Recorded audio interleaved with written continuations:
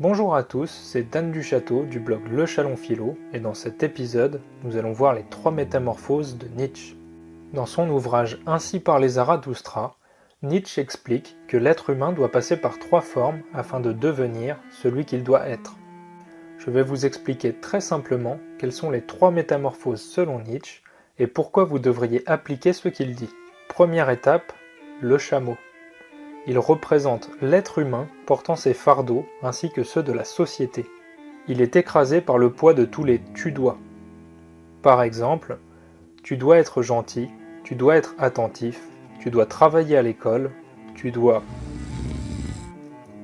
Oups, désolé, le tu dois est devenu quelque chose d'un peu ronflant pour moi.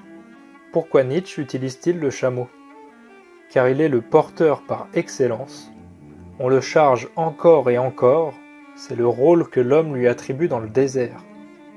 Ce n'est pas de l'ordre de sa volonté, il suit un « tu dois ». Le lion. Pourquoi le chameau doit-il devenir lion ?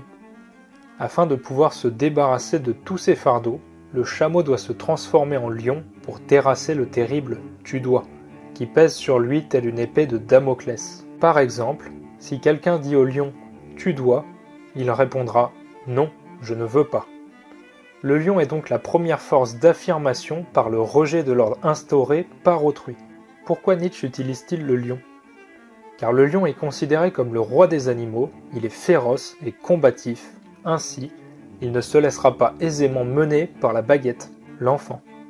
Pourquoi le lion doit-il devenir enfant ? Le lion est capable d'anéantir le « tu dois », mais il n'est pas capable de dire « je veux ». C'est pourquoi il doit se transformer en enfant. Car l'enfant est innocence et émerveillement à chaque instant, ce que l'adulte ne possède plus. L'enfant est créateur, imaginatif, il est dans l'auto-approbation de ses actes sans se soucier du regard d'autrui. C'est pourquoi Nietzsche le considère chez l'adulte comme une évolution et non une régression.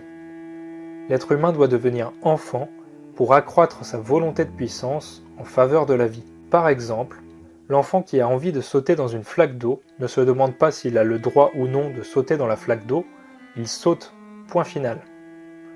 De fait, un être humain adulte, pour devenir enfant, doit se défaire du « tu ne dois pas sauter dans l'eau, c'est inapproprié ».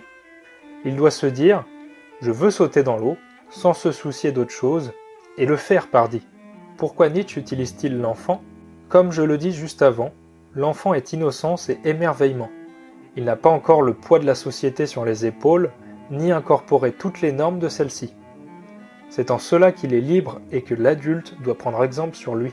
Vous savez à présent ce qu'il vous reste à faire, rajeunissez comme Nietzsche, ou faites comme Jacques Brel, devenez vieux sans être adulte.